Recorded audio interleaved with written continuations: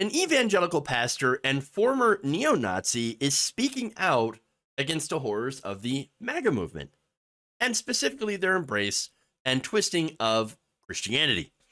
In an interview with the Toronto Globe and Mail, Pastor Caleb Campbell explained why the MAGA movement is, again, incredibly, deeply unchristian.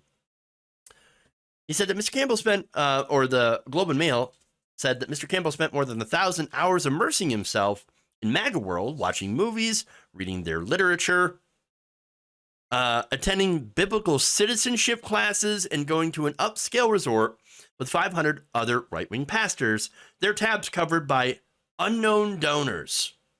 So again, that's scary, and it really does show you how deep-pocketed the right is. When you have these daddy donors that can come in and sprinkle, money everywhere and get these far-right pastors in these meeting places and do these resorts, it's very, very strange and very, very scary. Now, one event was from Turning Point USA. And Mr. Campbell explains how he felt during one of those events that was hosted by Charlie Kirk. Now, he said one of the things that he noticed is that Kirk had misappropriated quotes from the Bible in order to shepherd people towards right-wing ideology. Again, is that not surprising? No, of course it's not surprising at all. Campbell recalled Kirk talking like a pastor would talk, but then, of course, of him twisting the words. Mr. Kirk regularly refers to the book of Jeremiah, where the 29th verse says, "Seek the peace and prosperity of the city." Kirk, however, replaced seek with demand, a notion that becomes the basis for him to argue, Mr. Campbell said, for a proclamation of why we've got to demand our gun rights and demand the school choice. Two things very famously in the Bible. Or Jesus commands you to get that AR-15 and to demand that you can go to a non-woke school. Doesn't teach critical race theory. So says Jesus. Amen. The Lord has spoken. Really? Now, the biblical text, Mr. Campbell says, definitely has nothing to do with gun rights and school choice. He then added, this is ancient Israel in Babylonian captivity. It's an interesting way to phrase that. It is interesting. So now, you mean to say, Mr. Campbell, that a high school dropout getting paid a buttload of money by incredibly wealthy businessmen, mega donors, many of them shady, would lie and use religion to get people to vote for policies that help those very same businessmen and shady people? No, never. Except yes, this is exactly what happens.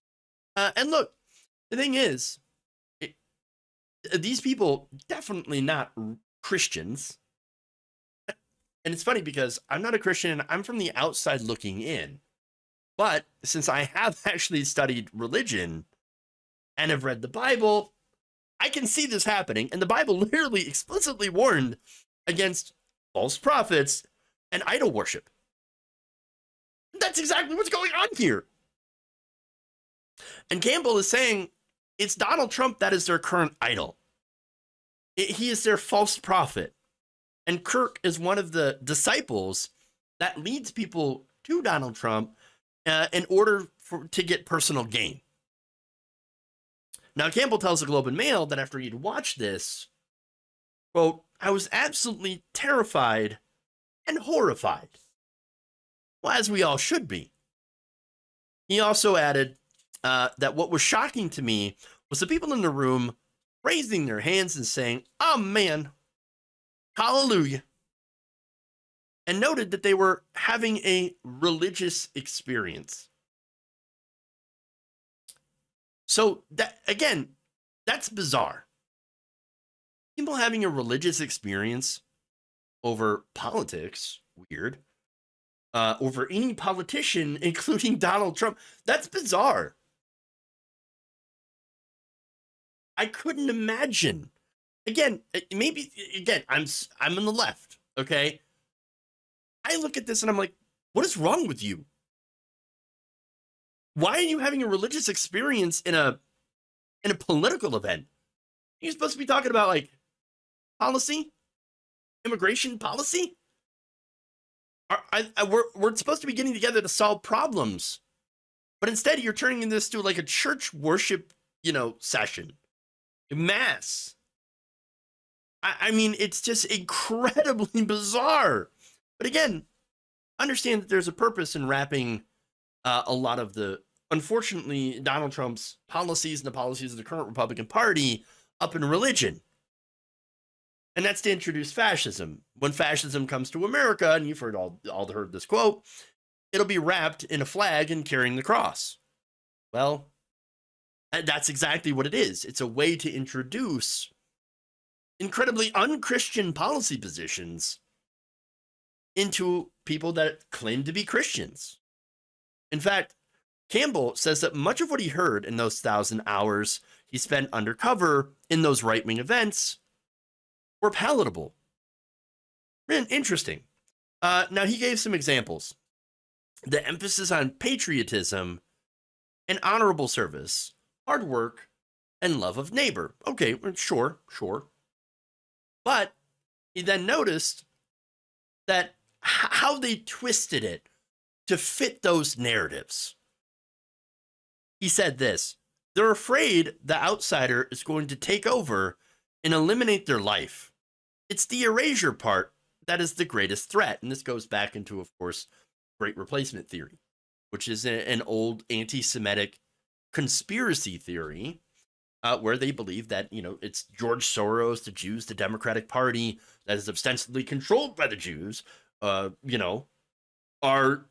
bussing in immigrants to replace everyday Americans. I always wonder, like, what do you mean replace? Like, what is the person who's supposed to replace me? What, gonna send me to Mexico? I don't know. It doesn't make any sense. But they say it anyway. They believe it.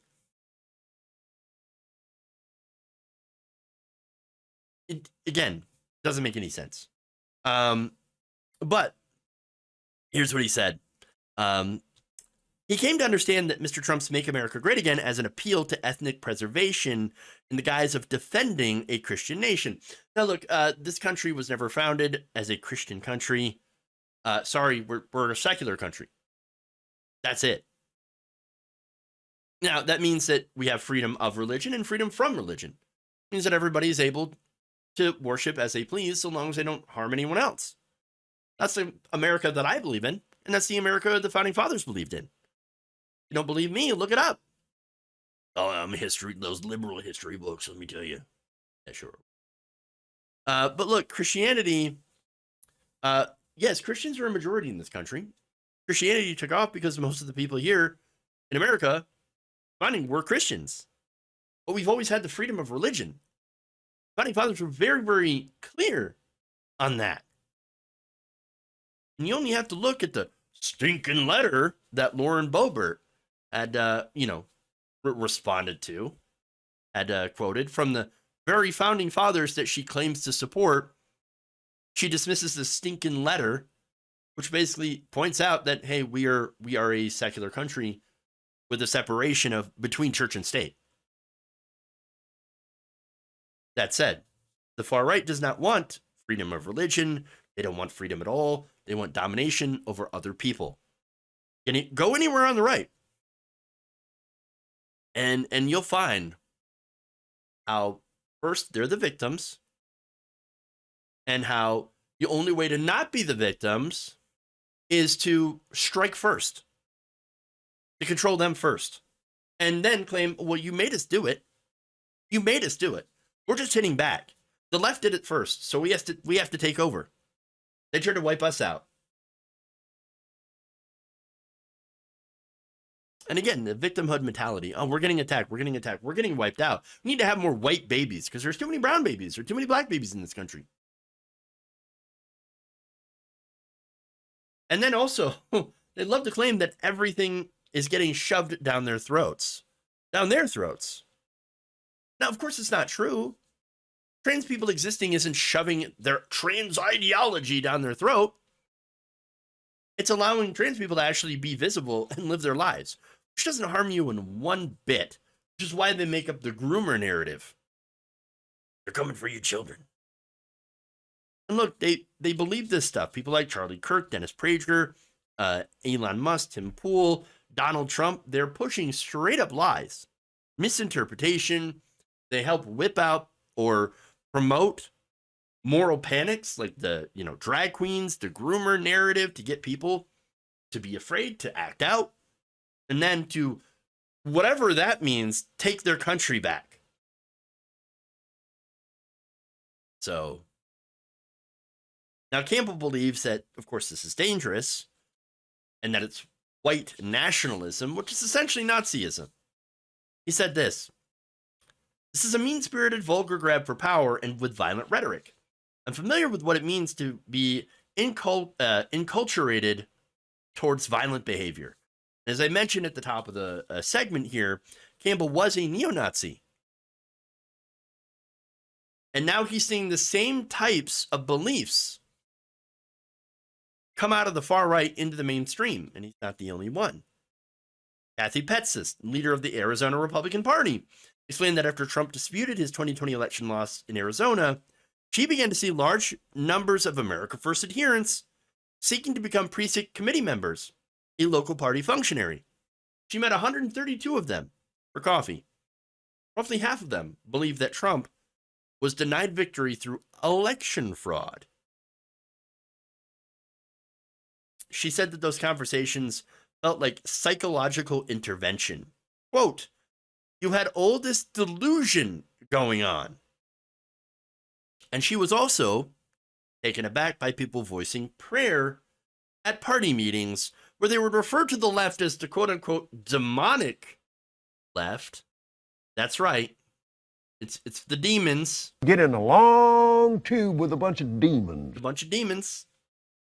That's in reference to flying, but nonetheless, building, I guess. Yeah. The demonic left, everyone. Demonic left. She said it's unconscionable to me that they usurp religion for their own political gain. Well, unfortunately, that's what's been happening to Republican politics for decades. We don't talk about policy. We don't talk about issues. Now it's all, morality policing, satanic panics, moral panics. We're not talking about tax rates anymore. We're talking about, should trans people be allowed to exist? And you have one side that says no. That's insane. Insane. Yes, people should be allowed to exist. People who are different, and that's okay. They're not harming you. And look, what's funny is that you had these, one of the groups, Moral Majority, that was created, and other groups like it that came after it that used religion, Christianity specifically, as a way to push people to the right wing, which basically passed policies that help big corporations and multi-donors. And generally, that's what it's all been about. Now, I'm glad this guy's speaking out, Mr. Campbell, and trying to help deprogram people, because that's one thing that I've talked about for quite some time. How do we deprogram these people? Turns out it's a very, very long process, and it's very difficult. He says that he first has to develop some trust from these people, which, again, difficult, and I don't think a lot of people would have the patience for it. He also would encourage these people to take a fast from media for several weeks. Now, what's interesting is I had talked about a poll, a survey that was done, and it basically talked to people or measured people's political opinions after they were asked to take a break from watching Fox News and right-wing media. So your Fox News, Newsmax, OAN.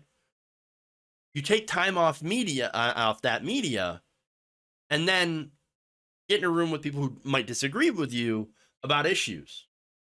Or they even polled them about those issues and found that they had actually come a little bit closer to the center. away from some of these far-right views. And then, of course, had completely reverted back when they started watching Fox News and right-wing media again. So it's really fascinating how much of an impact it has, the media that people consume, when it comes to their beliefs and how they feel about things. So that is interesting. And again, this is probably why he asks people to take a couple of weeks off Fox News, so they can be sensible, they can be reasonable. And by the way, he also invites them to sit at the table with others who hold these different views to discuss issues like immigration. He says that people who've accepted his intervention have expressed relief at emerging. People say, I'm no longer as anxious. My blood pressure is markedly down. My heart rate is slower. So that's because turns out hate and fear, constantly being bombarded with threats and being afraid all the time and angry, yeah, that's exhausting. Very, very exhausting for a person. Now, speaking of hate and fear, detractors have called Mr. Campbell a, quote, you'll love this, a fascist, Marxist leader with Luciferian spirits of fear. Fun. Now, of course, a lot of that's projection, except for the Marxist part, except they probably don't know what a Marxist is. So it's just like a name for people that they don't like, kind of like woke. Do you even know? Can you define what woke is? Can you define a Marxist? Probably not. It just means anything that I don't like. But anyway, he says, Campbell says that he is driven to counteract what he sees as false doctrine of power, one that conflates political and religious kingdom building. Such an idea is not new to Christendom, he says, pointing to Rome under Constantine and Charlemagne. Quote, it's a perpetual heresy. This one is just sprinkled with red, white, and blue. This one tastes like apple pie. Well, of course, I would claim that that's the poison apple that they're eating. But look, again, I like what he's doing. I hope he has success. Unlike the far right, I don't want to hurt anybody. I don't want to destroy anyone. Certainly not the country. I know what I want to do is I want to I want to dismantle unjust systems of power that are hurting everyday working people. And one thing that I know we're all being hurt by is economic issues. Everybody's impacted by the concentration of wealth that sits at the top. The rich getting richer and the poor getting poorer. We're all impacted by having no representation in our government thanks to money and politics and obvious corruption. And so that's what needs to be destroyed. The systems of power need to be dismantled. Not people who disagree with me. Not trans people, not gay people, not religious people, not conservatives, not liberals, not progressives. Nazis, sure. Yeah, Nazis do need to be. But then again, right? We're all people, though. And we are all affected by the same things. We all deserve basic dignity and rights, respect, and don't let anybody out there confuse you about who the real enemy is. The real enemy has always been hate, fear,